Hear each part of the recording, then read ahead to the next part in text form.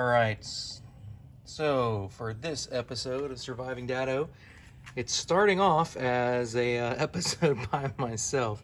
I've got one kid that doesn't feel so good, and another one that's in taking an online Spanish class, and the other one wasn't sure if he wanted to get in on this project. So I have no doubt that by the end of this they will get included. But what we're going to be doing on this one is we're going to modify this golf cart just a little bit more. It just keeps getting modified. There was an episode where my 11-year-old drove it after we got the new motor and the new controller. The motor was like a 10.5 horsepower motor, but in order to get that horsepower, you needed more amps on the controller. I think it came with a 250, so we doubled that to 500, and it's lifted, got big tires on it. Before all that, this thing had a really hard time going up hills. Afterwards, it flies up hills, and in fact we got it on the road at 29 miles an hour before we said that's enough. Probably going downhill, it may go a little faster than that. But what we're going to do today is we are going to install a converter.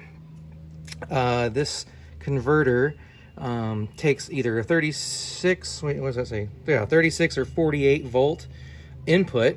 So the entire battery pack that I have on this one is a 48 volt, and it's gonna convert that down to 12 volt, which will allow us to hook up any car auto type of accessory we want.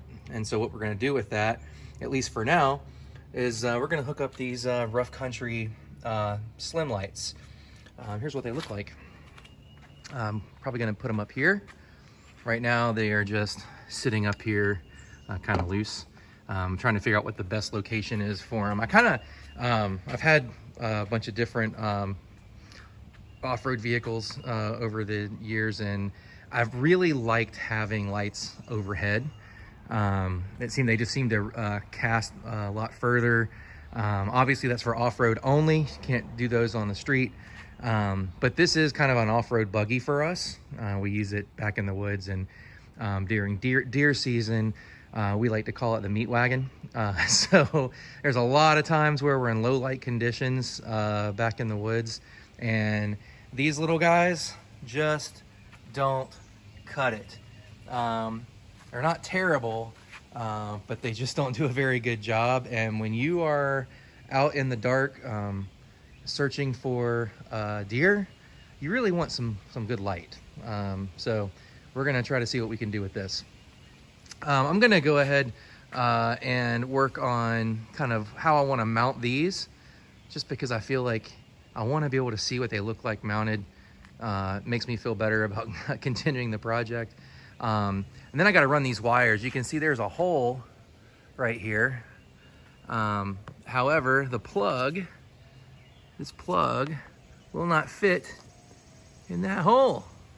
Now I could probably take this out of here. I may investigate that. There's some screws in here we can take out. I can see maybe how this plugs into the light. If that looks like it's going to be more trouble than it's worth, I might just drill out this hole a little bit. I think this is really just kind of so that rain, when it comes down, it has some place to go. It's fine, you know. I'll figure that out in a little bit, and I'll show you what the end result is. Anyway, let's get started. All right, folks, let me save you the trouble of trying to go in here and remove this so you can thread the wire through a hole. First of all, Rough Country doesn't really want you in here. That's a 2.5 millimeter bolt. I happen to have one, but not everybody will. Went inside, and yeah, don't waste your time. You're not going to be able to do that. So I just went ahead and drilled this out. It's not pretty. So for those of you looking at that going, oh my gosh, he like hacked up his golf cart. Yes, I did. I will fix that later with some sandpaper.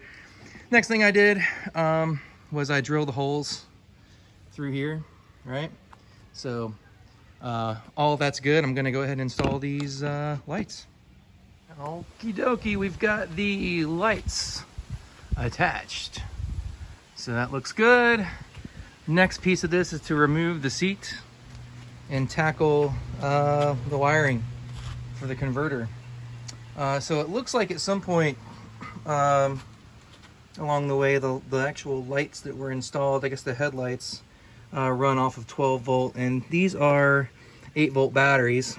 So they're running 16 volts to the light because they connected the negative here and the positive there. I'm pretty sure they're 12 volt lights. And what happens is if you connect a couple of batteries, well, then you're always drawing power from the same batteries every time, instead of the entire battery pack. So what we'll do is connect a inverter, and we're going to connect the positive side of the inverter over here and the negative side of the inverter over here, or converter, sorry.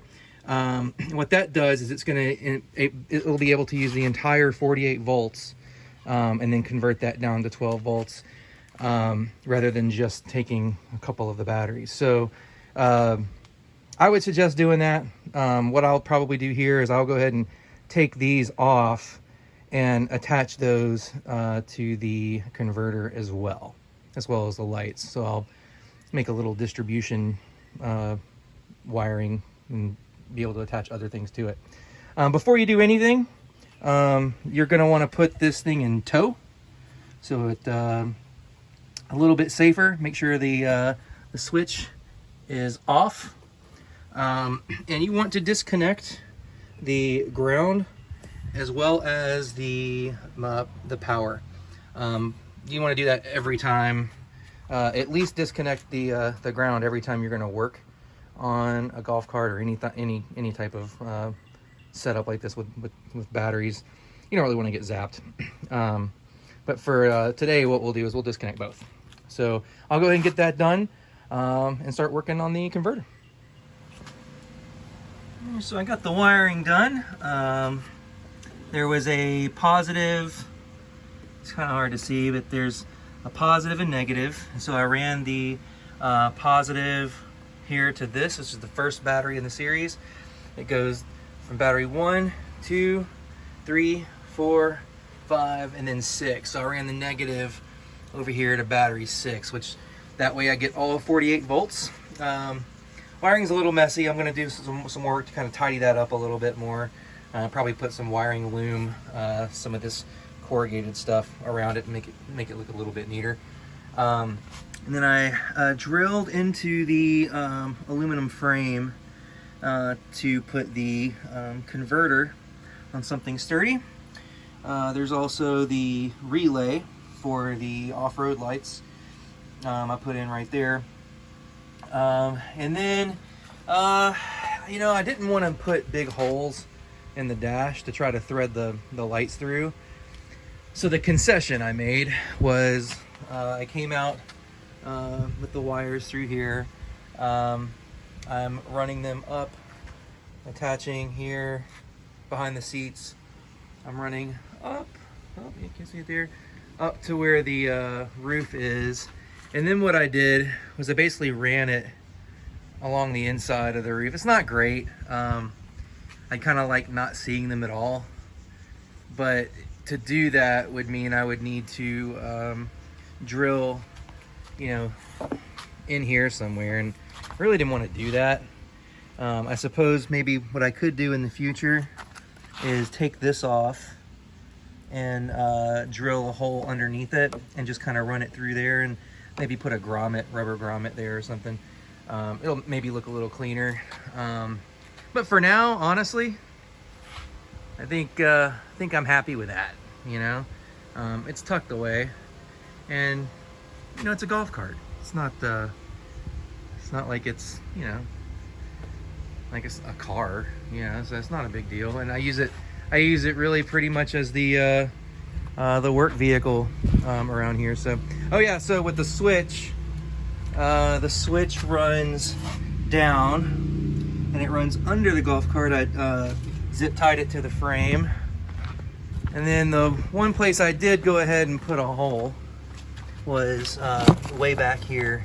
You can kind of see that hole there where the switch is coming through. I don't like the switch very much, so I'm going to probably do something a little different with it. The way that it works, you would like tape it here, but I think that looks, I don't know, not the best. So I'll leave it in here for now until I replace it. And then, yeah, so let's see, go ahead and turn them on. And yeah, they're pretty bright. Woo, it's like looking into the surface of the sun. So we'll test it out after dark and see how it went. But for right now, I gotta put the seat back.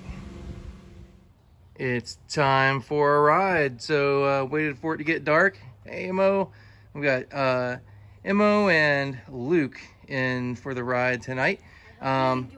So this was, so here what you're seeing here, and it's not bad. It's kind of the standard, here I'll step back a little bit, kind of like the standard 12 volt lights that go with it.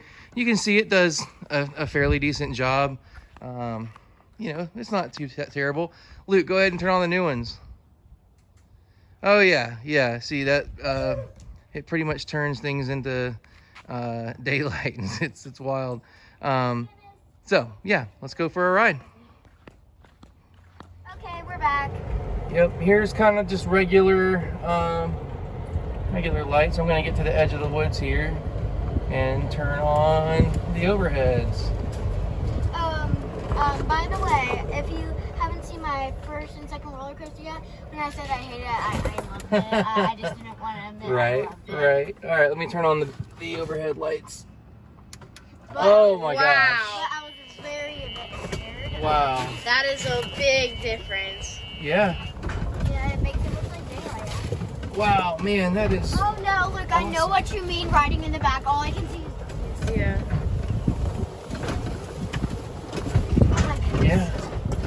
Yeah, I think next, Emery, I'll put some lights in the back. Yeah. So you'll be able to see in case the zombies come up from the back. Ah, don't talk about that. You know I freak out about every single scary thing. I'm not. All right, cool. Well, we've already done a video of riding our trail, so we won't keep things going. But really, yeah, I'm pretty pleased with you know, how easy it was to do the converter and kind of hook everything up, and the results kind of speak for themselves. I mean, these lights are bright. Yeah, I like them a lot. Thanks everybody for watching. Like and subscribe. Yes, like and subscribe and ring a ding that bell.